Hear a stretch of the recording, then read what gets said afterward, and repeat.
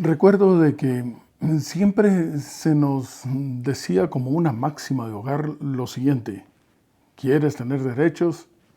Debes tener obligaciones. Y esto era sin falta.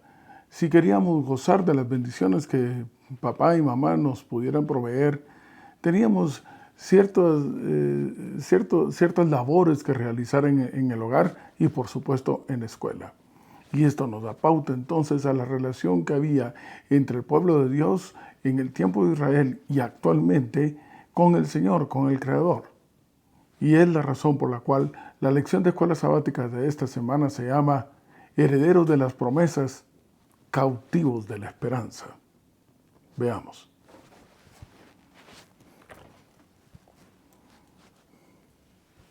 Y me encuentro yendo hacia el Antiguo Testamento y estoy en el libro de Deuteronomio. Este libro y esta cita que vamos a dar ya la hemos compartido en algunas ocasiones.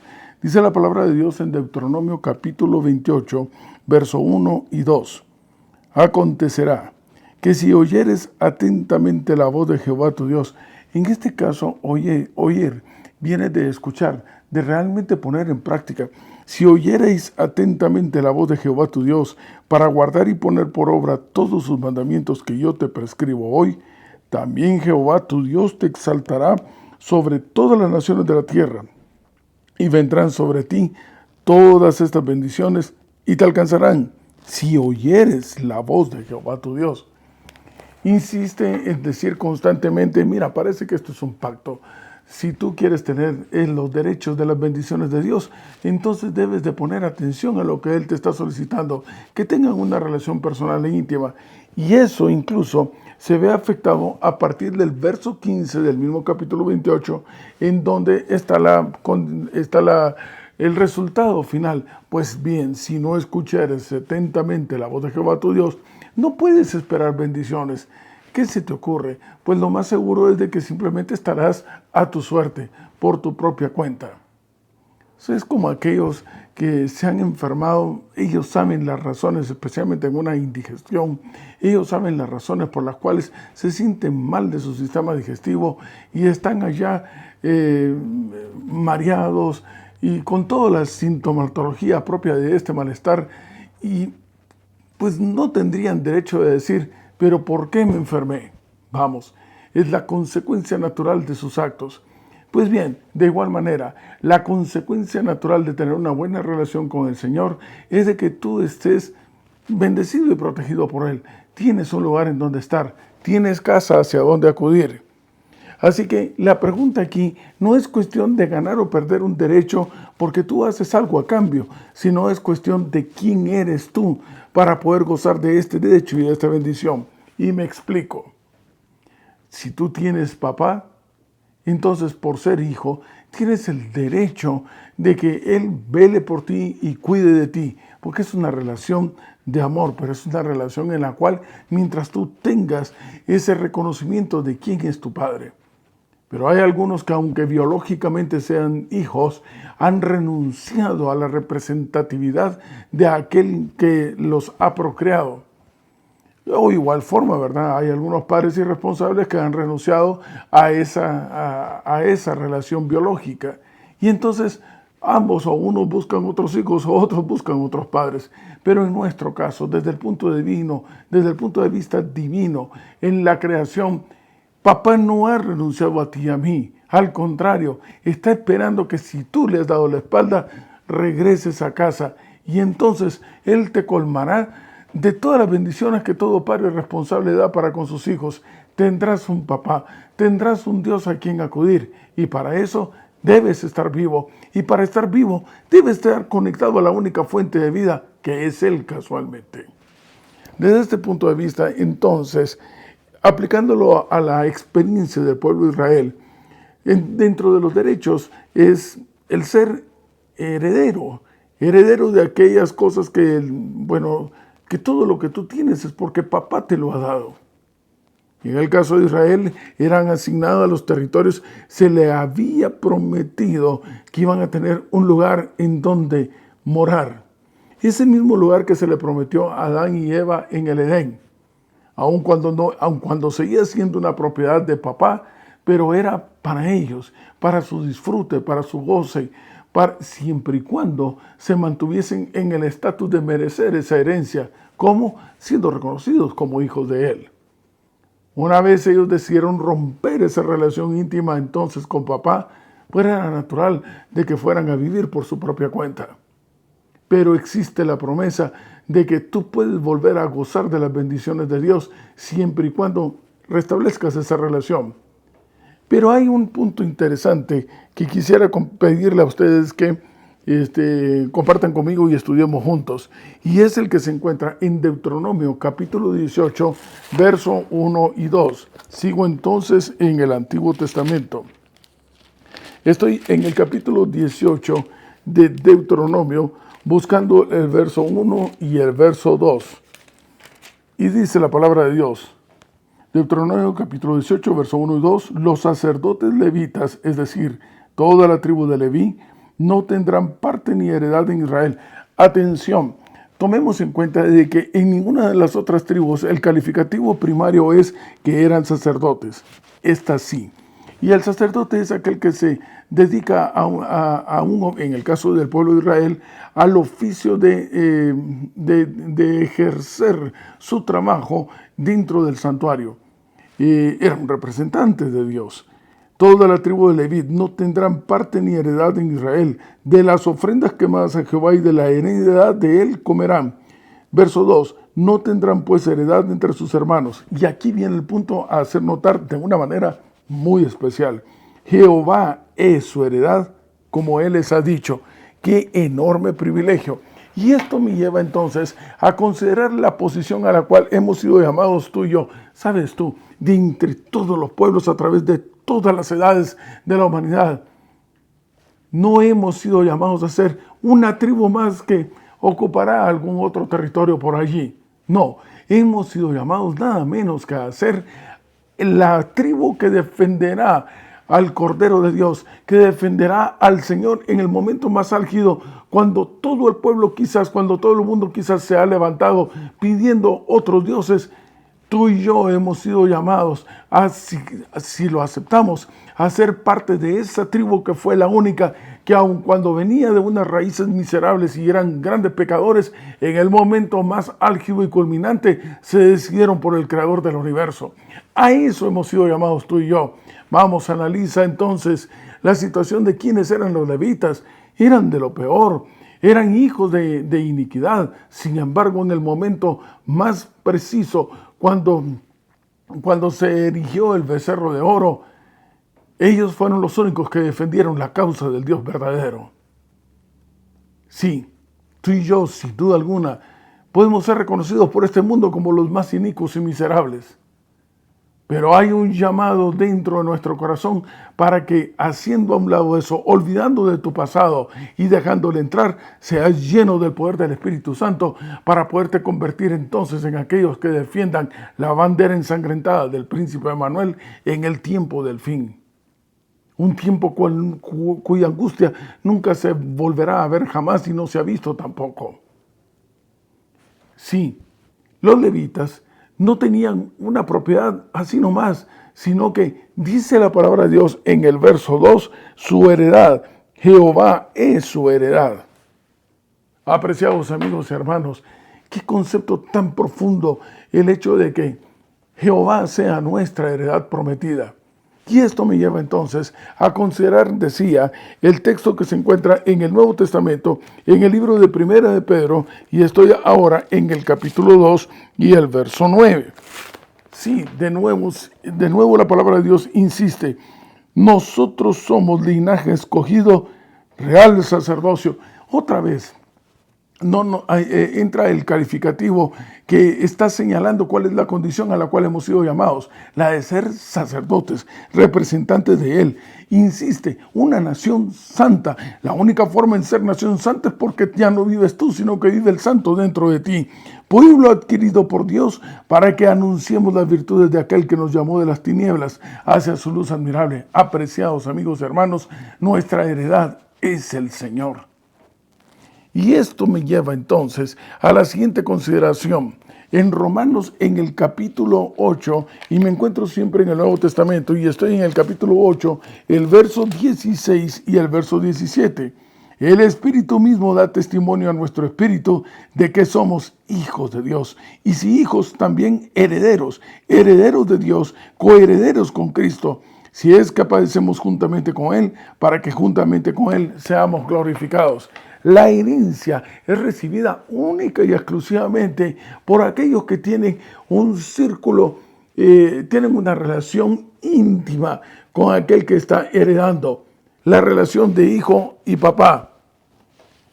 Saben ustedes, hablando acerca de herencia, es la razón por la cual el testamento que se escribía era llevado a los ancianos y una copia era guardada, el original era guardado por los ancianos y una copia le quedaba a cada uno de los hijos. ¿Por qué razón? Porque sucede de que al final, cuando fallecía el papá, el que heredaba, surgían de pronto muchos hijos por todos lados.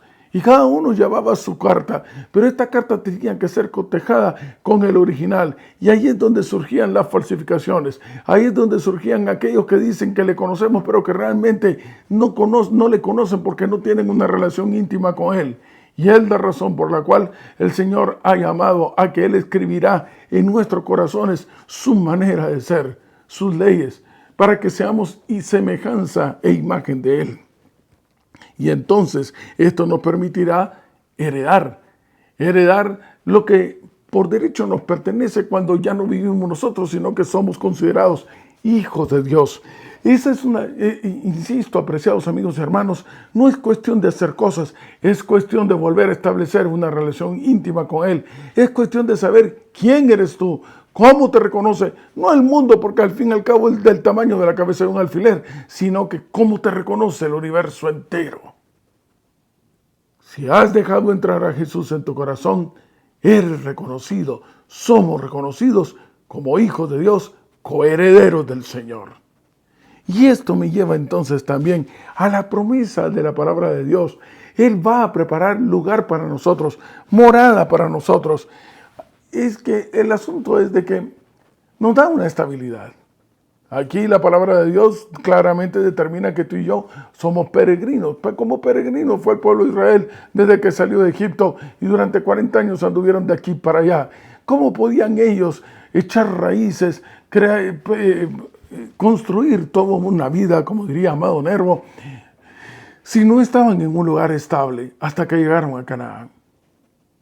Apreciados amigos y hermanos, tú no puedes considerar la estabilidad de tu vida en este corto tiempo, si bien te vas de 80 años en esta tierra. Viendo con la visión que el Señor te ha querido dar, que es una visión de eternidad, entonces nuestra propiedad, nuestro patrimonio debe estar fincada en el reino de los cielos, porque es allá a donde vamos. Dice la palabra de Dios, y estoy ahora citando siempre en el Nuevo Testamento, en el libro de Mateo, y estoy en el capítulo 6. Mateo, el primer libro del Nuevo Testamento, Mateo capítulo 6, y me dirijo hacia el verso 20.